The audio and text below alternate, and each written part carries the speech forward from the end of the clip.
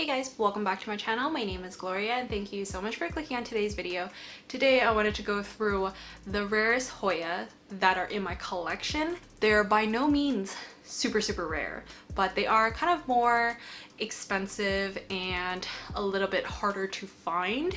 But if you look really hard, you will find yourself these Hoyas. I didn't import these Hoyas.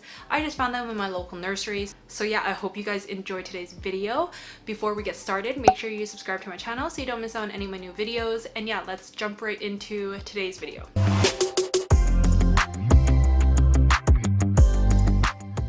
So I wanted to first off start with this Hoya, which is my Hoya globulosa, and I love this Hoya so much. It also has another name, which I think it might be the Hoya Bella cow dang. Two names for the same Hoya, but it's essentially kind of like an oval shaped Hoya with fuzzy backs and very beautiful veining. So mine has less veining. It was originally grown in a darker environment, so it didn't get enough light, but if you look at the backs, you can see that there is very strong veination, and when the sun shines through these leaves, it's pretty apparent, so I'm not too mad about it.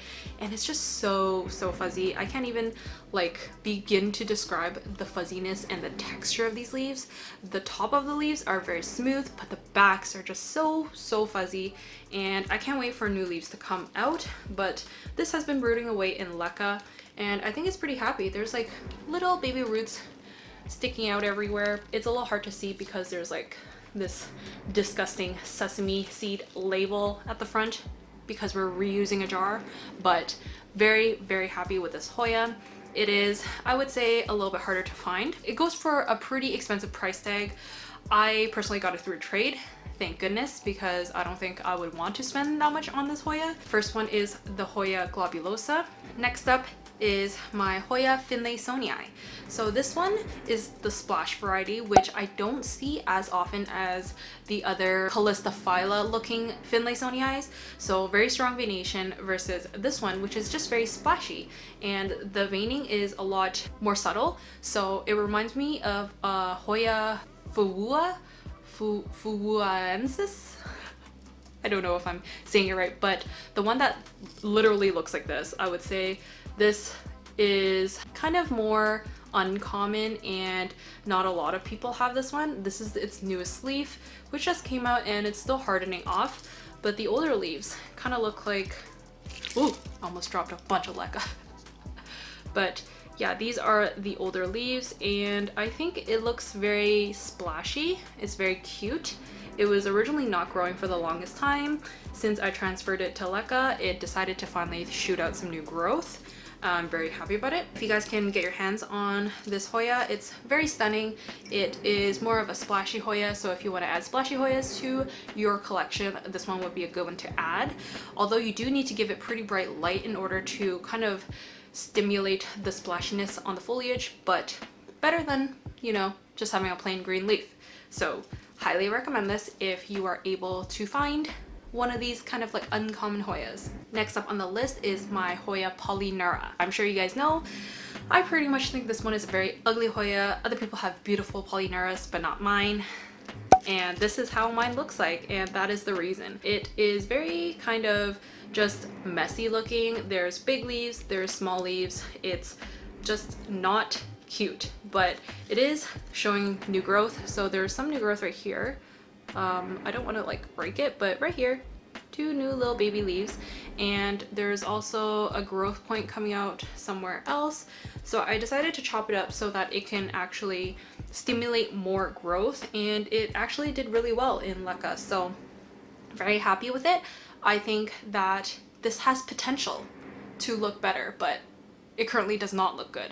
But definitely one of the more expensive Hoyas that I had to spend my money on, and I wish this was more affordable or I got it through a trade because mine is so ugly. I'm kind of sad that I spent so much money on it, but this is the Polyneura. There's so many different varieties of Polyneuras. I know there's this like variegated looking one, which is so stunning, but I'm sure that one is probably double or triple the price. I don't think I would really drop that kind of money because clearly this regular fishtail Polyneura is not even doing great in my care. I would say it's pretty expensive, pretty rare, harder to find, and if you're able to find it, I hope you guys did not overpay for it.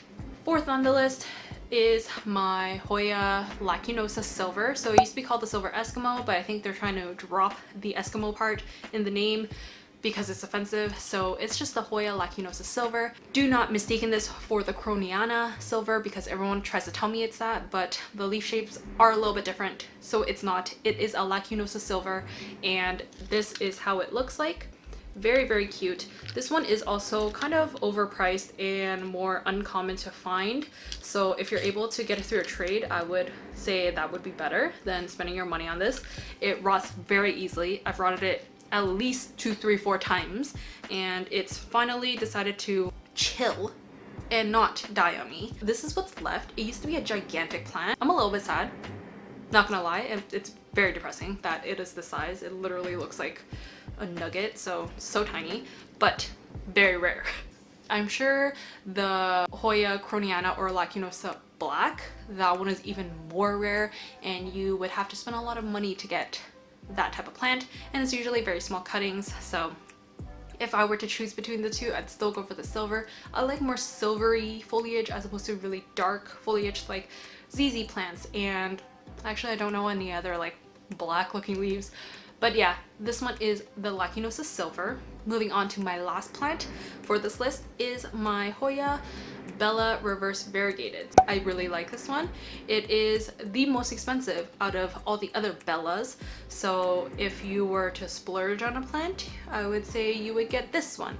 I paid the same amount for my Hoya Bella reverse variegated and my Polyneura, but I tend to like this one so much more because it is just so like lush. Like look at this, it's humongous. It grew so much over the span of like 6 months, and I can't even believe it. It came as the tiniest little itty bitty plant, but now it is just thriving and just loves my home, and I can't be more grateful. I really think that if you guys were to get a Hoya Bella, this one would be the best one to get out of the 3. So the regular Hoya Bella, the Hoya Bella regular variegated, and then the Hoya reverse variegated. So there are 3 types.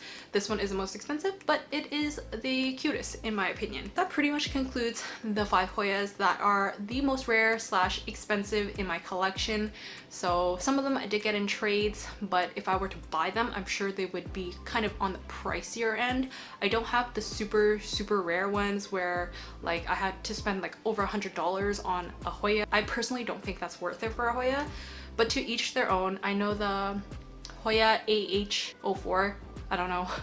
That one looks really nice, but then again, I'd rather spend that money on an anthurium or a philodendron. But I think Hoyas should be more affordable because they're so small usually. It baffles me. Very much baffles me. But yeah, I hope you guys enjoyed today's video. Thank you so much for watching. Give this video a thumbs up if you did enjoy, and I'll see you guys in my next video. Bye.